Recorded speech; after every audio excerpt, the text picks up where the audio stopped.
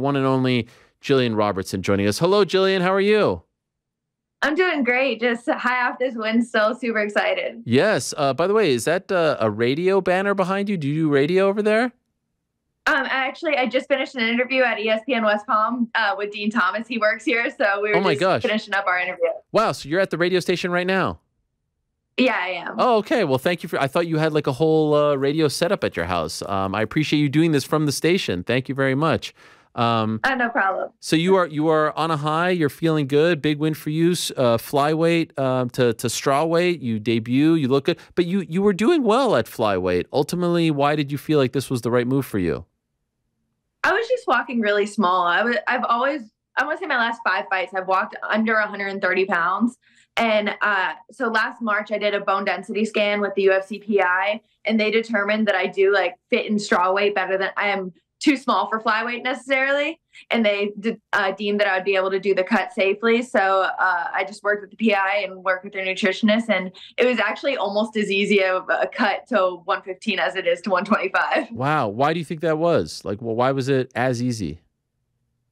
All camp long, I was saying, I'm like, I want to suffer through camp so I don't have to suffer the week of. So I added a lot of cardio and a lot of sauna time all through camp. And then the week of, I woke up 2 days out and I was 117 pounds. Whoa. So it was really easy to make the cut. When was the last time you weighed, in the range of 115? All my fights outside of the UFC were either 115 or below. Okay. So it's been at least 5 years, I want to say. And so why in the UFC did you fight at flyweight and not strawweight? I just got in the house at 125 with the Tough House, and I just kind of stayed there. I was also walking a little bit bigger, maybe lifting a little bit more. So now I honestly don't really do any strength and conditioning. I just do cardio for weight loss. Okay. So I'm just walking a lot smaller than I used to. And by the time the fight happened on Saturday, how much do you think you weighed? Probably, I weighed at 128 with clothes on. Okay. So probably around like 125, I want to say. Okay. And so are you staying at 115? Yeah, I think that's my home now. But now every time you have a camp, you say you're going to have to suffer for like 7-8 weeks. That's no fun. It is what it is. It's part of the job, and I'm willing to suffer for it every day. It's like, even my worst days here are better than any day at any other job for me. So I'm happy that I get to do the job that I love, and it's worth it when I'm going to have a belt one day. That is true. By the way, what was like the big meal post, I guess maybe weigh-in or fight, like the one that you indulged? Have you had it yet? Okay, so like all through camp, everybody was just telling me Kansas City barbecue, Kansas City barbecue. Yes. So that was the first thing I had to do. And we went to a place right after my fight and got the best barbecue I've ever had. Okay, so it's legit. It's not overhyped. I thought it was overhyped. I felt no. It's you would say it's legit. I would say it's legit. Like, we got just a spread of everything, and it was so good. Okay, all right. So overall, a great experience for you in Kansas City. The fight was great. Another submission for you. You continue your record streak. You are the queen of the submissions as far as women's MMA is concerned for the UFC. But there was that, stuff after the fight where she claims that she didn't tap. Have you watched the fight again? Yeah, I have rewatched the fight, and I don't know. The ref said verbal submission. That was what it was deemed. So it's like, you can't see her face, you can't see her mouth. I don't know what the ref heard. Literally, all I'm looking for is the ref to stop the fight. Sure. I don't even I'm not looking for her tap. I'm looking for the ref to pull me off. Sure, it's not your fault at all, right? I mean, you're the one that's just going off of what the ref is doing. Did it annoy you that she was saying that? Do you feel like it took away from the win? I think most people acknowledged what I was able to do, and I was dominating the fight anyway. On the scorecards, I won the first round. The second round, I might have got a 10-8 if it finished. So it's like, unless she came out and knocked me out in the third, there was no way she was going to win that fight. Okay. So you're okay with it. Did you guys talk afterwards? Did she say anything to you? Nothing, just like a hug after the fight. And I told her I got a lot of respect for her. She's a tough fighter. She was undefeated before this for a reason, So yeah, it's just respect. I think there's even a photo where it seems like there was a quick tap there. I don't know. I think it was on your knee. Maybe I'm wrong, but I feel like there was a quick tap. And I don't think it should take anything away from the performance and what you've done. How much does that record mean to you? Like, do you watch everyone else? Do you see hoping that they don't like, tie you or come close to you? Are you very territorial about that record? Oh yeah, I'm trying to make it so these girls can't catch up. I think I might be 2 or 3 ahead of Mackenzie Dern right now. So I'm just trying to make sure that she's not getting anywhere close to my record. Okay, so this is a big deal for you. Would you like to, are you okay with just being known as the submission, queen, so to speak, or are you hoping to sprinkle in a few, knockouts, TKOs, etc.? I don't know. It's always nice to get some TKOs. I think I've won my record so far, but I'm cool with being known the submission queen, and I'm cool with just being able to finish fights. I like that in the UFC, I've only went to a decision. All my wins are all finishes besides one decision. Incredible, yeah. And we saw you recently against Rose Namajunas at the Fury Grappling. What a performance that was from you. And I know it wasn't an MMA fight, but to do that against a former champion, heading into your strawweight debut must have given you a bit of a confidence boost, right? A little bit, but like you said, it's not fighting. It's just jujitsu. So I think that's a completely different world. And I know that my jujitsu is just next level compared to all of the girls in both divisions. So I think going into any jujitsu match, I'd expect it to go that way. Really? Even that quickly? I think it was like 65 seconds, right? That definitely was a little bit more of a surprise how fast it was done. But I have a lot of respect for Rose. And it's like going into that matchup, I had a lot of respect for her jiu-jitsu. She's very crafty. She got a lot of her wins in the tough house off of her back, just slick Kimuras and things like that. So I didn't expect it to go that fast, but I knew that when I went in there, I was going to show her that there's levels to this. Now that you're in her weight class, is that a fight that you are trying to get?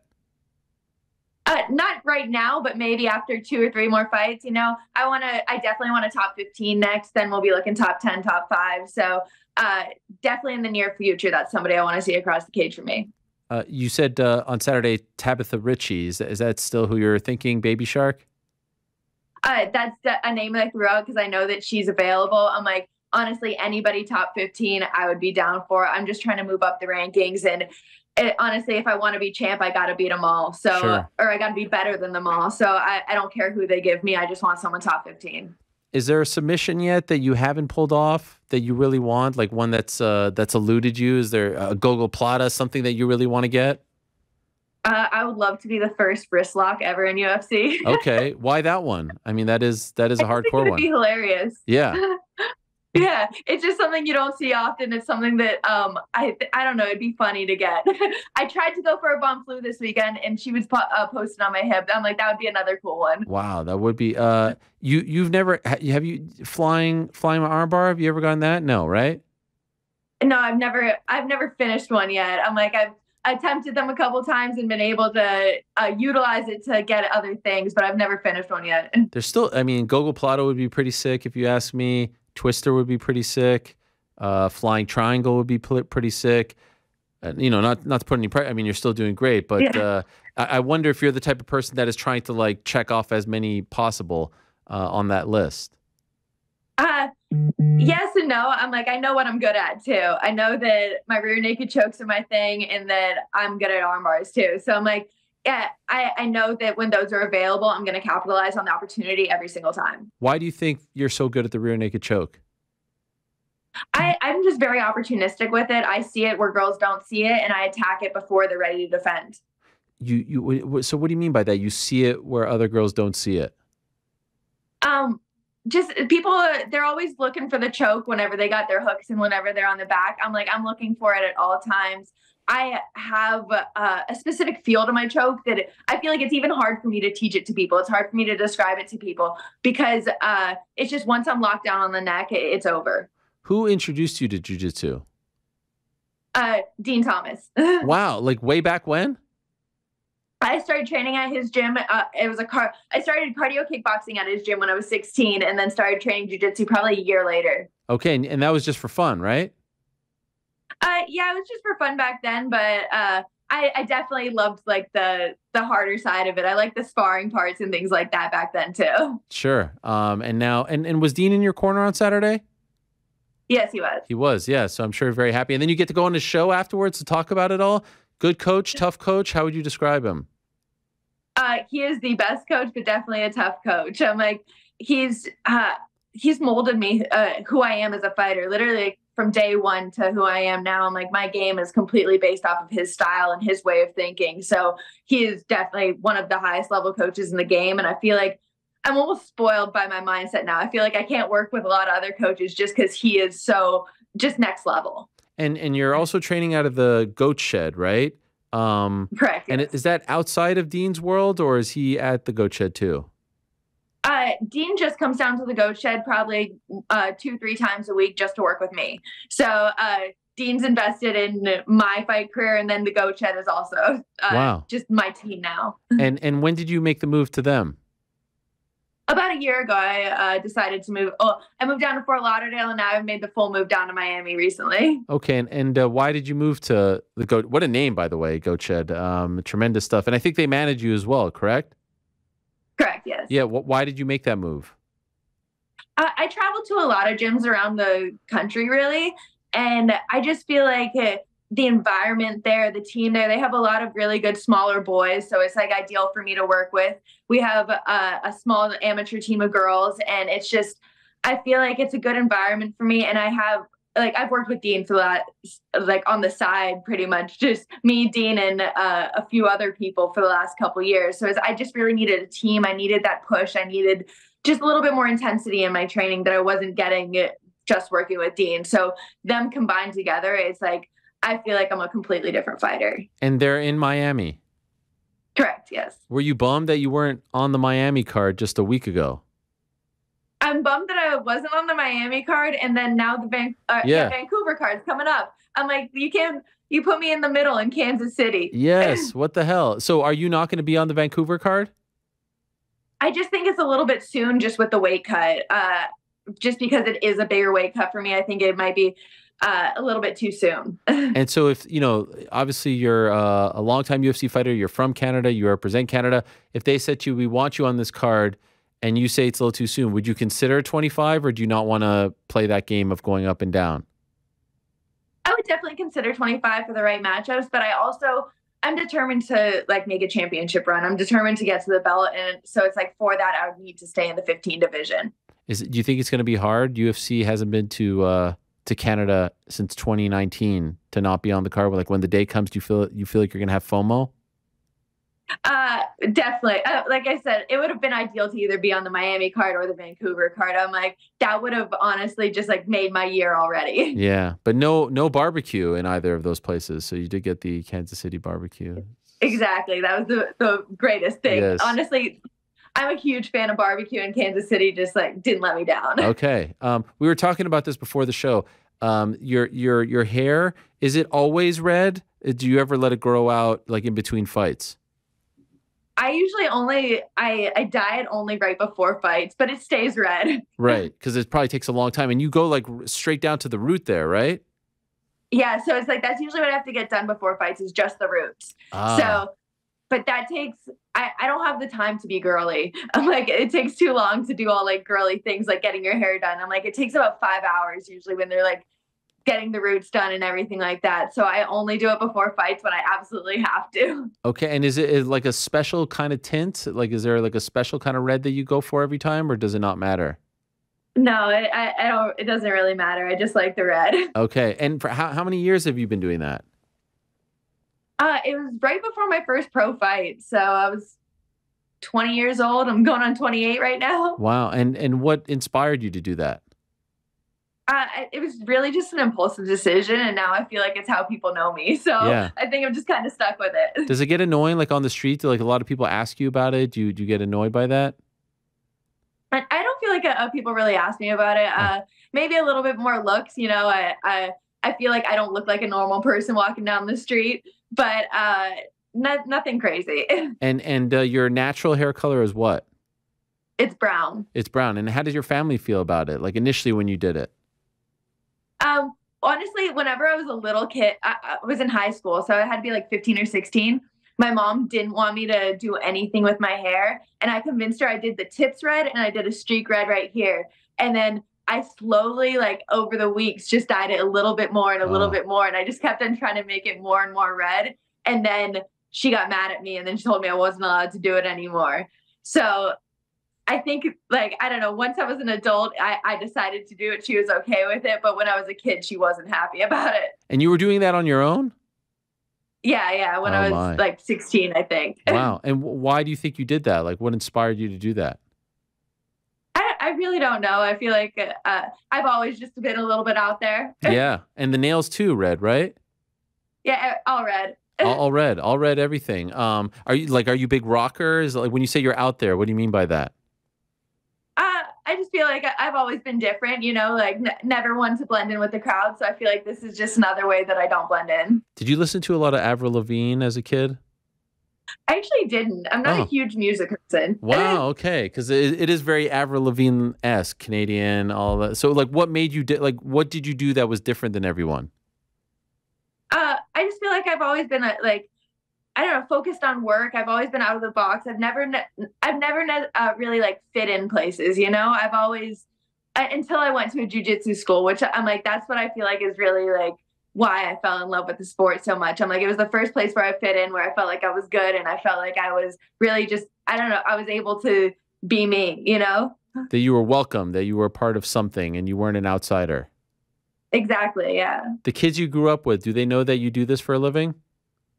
Yeah, I get a lot of messages on Instagram and things like that. People are like, oh, I don't know if you remember me. We went to school together. I've been following you over the years. And are they shocked? Like, were you not the kind of person that someone in high school would have said would have turned into a pro MMA fighter? Everybody, I feel like it's completely like out of left field for me, because it's like I volunteered with animals my whole life. I feel like I was more with animals than I was with people, just because I was like socially awkward. And then it's like I was just the quiet kid in the back of the class. So nobody would really assume that this is the career path that I would take. What kind of animals? I volunteered at the Humane Society since I was 7 years old. And then I started at a wildlife rehab and then a horse rehab. So Whoa. really every time. And what inspired you to do that? I just feel like I always had a passion for animals. And then also my parents, they always just wanted to make sure that me and my brother were always working or had like something that we were doing extracurricular. So they put me in soccer at first, and it's just I wasn't the most athletic. It wasn't my thing. And they're like, well, if you're not doing a sport, you have to do something. So I decided to start volunteering at the Humane Society. And then I just kept on branching out after that. Do you still work with animals now? I don't really, just because of my time. Yeah. I'm like, so much of my time goes into training now. But my dog is my best friend. I adopted him from the Humane Society when he was 7, and that was about 8 years ago now. So he's an old man, but he is the best dog I've ever had. And I'm like, that's why I do everything I do. And when you say Humane Society, what is that? Is that just for animals? Yeah, that's for dogs and cats. Dogs and cats, yeah. My dog's birthday is on Wednesday, and I've never owned a pet before, and we've had this dog for 4 years, and I was talking to my wife. I'm like, she's turning 5 on Wednesday. That means she's 35, and this idea that as of her next birthday, she's going to be older than me kind of blows my mind, because it's a very sad thing. Like, I don't know if I'm ready for this. You know, like it's fun when they're a puppy, they're crazy, but it's a short window with them. It's tough. I feel, I don't know, you're an animal person, so I guess you understand what this entails. But for me, I don't know if I'm going to be ready for all of this. I'm worried about this, is what I'm saying, Gillian. Okay, it's definitely like this is the first year I've had any type of like medical issues with my dog at all. And honestly, it was right at the beginning of camp, and I was having breakdowns because he was in the emergency for like 3 days. Oh no. And it's just broke my heart. Like right now he's on pills and he's doing good, but he's getting older. He's getting up there. What was wrong with him? He has liver issues that probably won't be solved, but just can be maintained by pills. And the vet told us to make sure that he's happy and just give him what he wants now. And it's just going to be a process. Oh man. So yeah, I feel like you know exactly. This is not your first dog, right? It's not my first dog, but I feel like it's the first dog I've had a connection with like this. Like he's definitely something special. Well, I wish him the best, and I wish you the best as well. Congratulations on the big win. Very impressive. Once again, a new player at 115. How long before you're in, you feel very motivated right now, very determined to get into that title picture? How long before you're in that, in your opinion? I think that I don't know. I'm thinking like top 15, top 10, top 5 opponent, and then we're looking in the title picture. All right. So maybe like 4 or 5 more fights, then I can start looking up there. Okay. We need another champion from Canada. So, and hopefully Canada's first for you, right? I mean, that's number one in your heart still? Oh, yeah, 100%. Okay, great. Love hearing that. Here's my Canadian flag just for you. Well done. The red is very familiar, the hair. Congratulations on the win. Enjoy it. Looking forward to what's next for you. Thank you for coming on. Oh, thank you so much for having me. It was a pleasure. It was a pleasure as well. There she is, Gillian Robertson. So polite, dare I say, like every Canadian on the planet.